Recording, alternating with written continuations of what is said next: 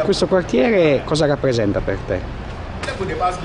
È un quartiere che sicuramente è un incrocio anche di ricordi personali, perché ho frequentato qui la scuola elementare Dante Alighieri qualche anno fa. È un quartiere che sicuramente è molto cambiato in questi decenni. È un quartiere che, come altri quartieri della stazione in altre città italiane ed europee, ha vissuto una trasformazione che è giusto non sottovalutare. È un quartiere che sicuramente presenta delle problematiche, queste sono innegabili, ma è un quartiere anche verso il quale la città può, penso, proporre anche un ragionamento diverso, un ragionamento di riscatto, di rigenerazione, di riqualificazione. È un quartiere in cui è cambiato il tessuto sociale e il tessuto demografico. Da un lato è un quartiere che sconta la solitudine, ci sono tante persone anziane e sole, che quindi in qualche modo anche mettono a confronto il quartiere, come è cambiato nel tempo, con una dimensione temporale molto più lunga di quella che possono fare oggi i giovani. Dall'altro è un quartiere che ha una presenza anche di persone con origini, con provenienze diverse, e spesso l'incontro tra culture non è un processo semplice. Ma cos'è che genera tanta paura in questo quartiere? Penso che gli episodi di criminalità, di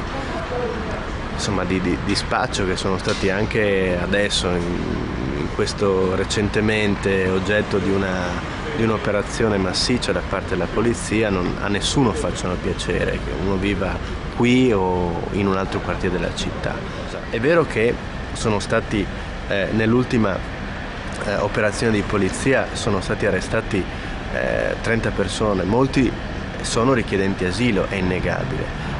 Però c'è da dire anche una cosa: se l'accoglienza avviene per esempio con percorsi di formazione, con percorsi di inserimento, è chiaro che quella persona che viene accolta qui come altrove può in qualche modo percorrere una strada che è quella della legalità. Se invece la lasciamo in qualche modo in balia della criminalità, non si fa altro che ingrossare queste file della microcriminalità, dello spaccio, e questo fa aumentare sostanzialmente il problema. Allora, interventi di carattere strutturale: da un lato un percorso di prevenzione sul disagio, da un lato un percorso di accoglienza diffusa, che per esempio non può essere soltanto della città di Udine, ma può essere distribuita sull'intero territorio regionale, visto che i numeri dei richiedenti asilo non sono milioni di persone, sono contenuti, se spalmati permettono effettivamente di gestire meglio questo problema. Dall'altro lato un percorso di sviluppo e di rilancio economico, cioè questa città, è vero che c'è via Mercato Vecchio, che è la zona centrale, però probabilmente ci sono quartieri che meritano un'attenzione maggiore. Però Federico, il rimprovero che ti potrebbe fare un cittadino è questo: tu sei stato assessore nella giunta Onsel, nell'ultima giunta Onsel, e la Vox Populi vi accusa di aver organizzato, architettato questa invasione. È come dare la colpa di un'amministrazione per il riscaldamento globale. L'amministrazione può fare, ma fino a un certo punto. Ci vogliono livelli di responsabilità e di intervento che sono diversi da quelli regionali a quelli statali. Cosa può fare un comune rispetto ad una rotta balcanica che in questi anni, con persone che scappavano dalla Siria o dall'Afghanistan? Noi ci siamo assicurati che queste persone in qualche modo non morissero, e abbiamo cercato di ammortizzare l'impatto anche con la popolazione, che, mi rendo conto, dal niente si vede comunque tante persone insomma per strada, uno dice ma cosa sta succedendo? Una domanda insomma spontanea, naturale, cosa sta cambiando, no? Però questo non è né nel potere né di Onsel né di Fontanini di certo, cioè non si può con le parole far sparire un problema. L'amministratore è lì, spesso in trincea, e con gli strumenti che ha cerca di tutelarlo, di arginarlo, di risolverlo. Ecco, a proposito di strumenti da mettere in campo da parte delle amministrazioni, mi sembra che l'attuale giunta abbia le idee molto chiare, è intervenuta con energia con il famoso coprifuoco che questo autunno ha colpito gli esercizi commerciali che tenevano aperti di sera tardi in Borgo Stazione. Cosa ne pensi? Penso che voglia alzare più che altro bandiera bianca, cioè dicendo che le attività, anche quelle sane, vanno chiuse entro una certa ora. In realtà sta dicendo di fronte, diciamo, a questo sentire, a questo cambiamento non c'è niente da fare, ed è sbagliato secondo me penalizzare chi onestamente cerca di fare il proprio lavoro, anzi proprio su queste persone, su queste attività bisognerebbe puntare per un rilancio.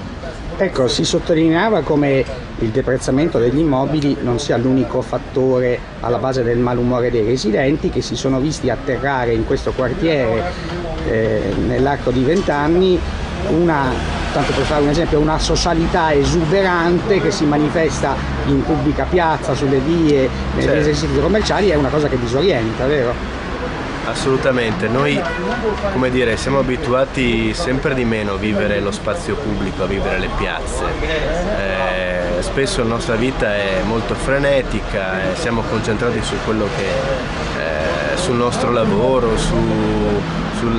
nei nostri affetti, abbiamo perso anche la bellezza di vivere lo spazio pubblico, e invece spesso insomma le persone di origine straniera invece questa cosa vivono, e piace stare all'interno della piazza. Ecco, c'è anche questo tipo di discorso da un punto di vista sociologico e culturale che sicuramente crea un disorientamento. Tornare per esempio a vivere le piazze in maniera diversa, tornare ad occuparle, può creare anche sicurezza, può creare un altro tipo di socialità. Ecco, riappropriarsi anche di questo penso possa essere una sfida. Dove siamo? Siamo davanti alla scuola primaria Dante Alighieri, che ospita in realtà due scuole, la scuola tradizionale e anche la scuola Montessori. Questa è una scuola al centro di varie polemiche per via di una densità straniera molto elevata. Lo dico anche da insegnante.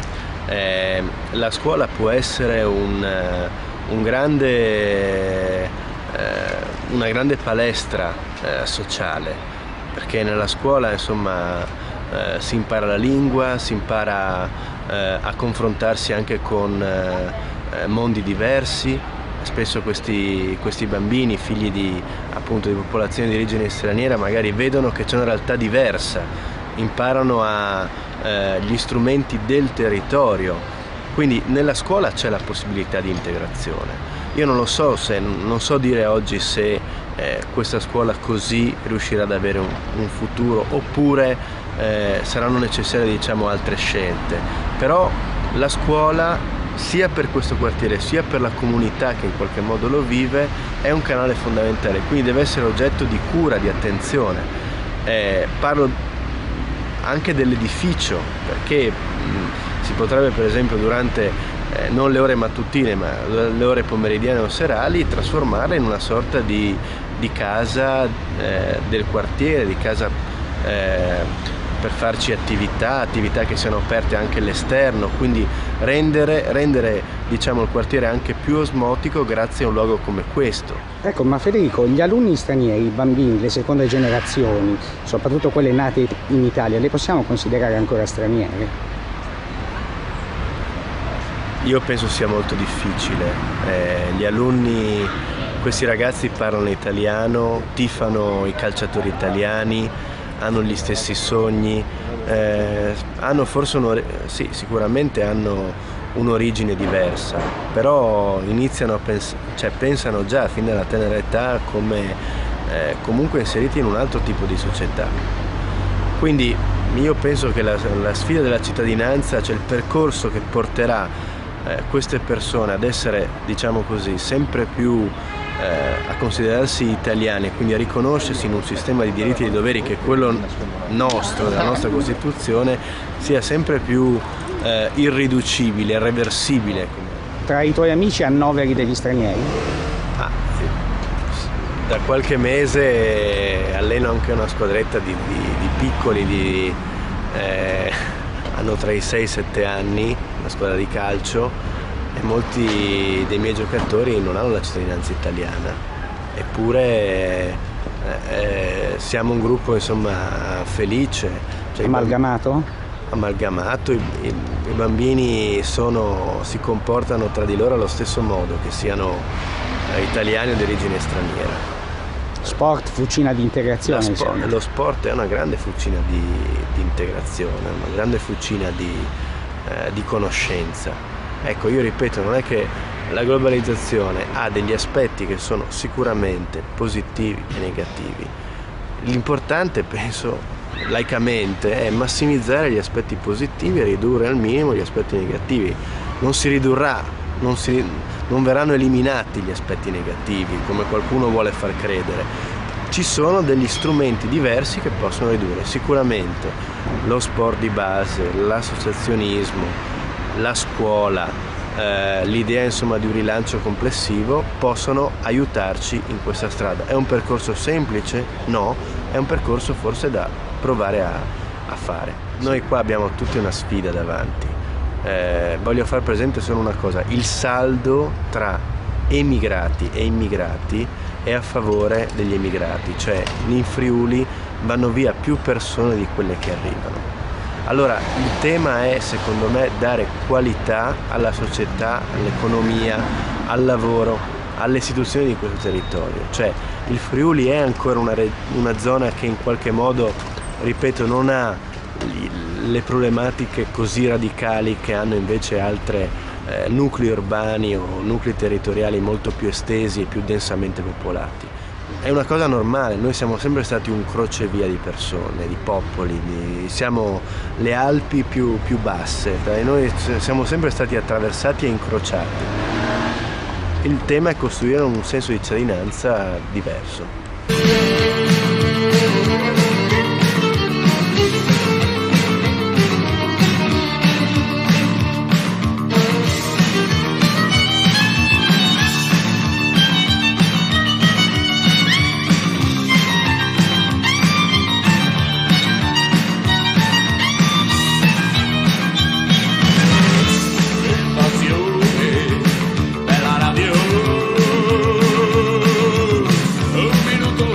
Mi raggiungerà.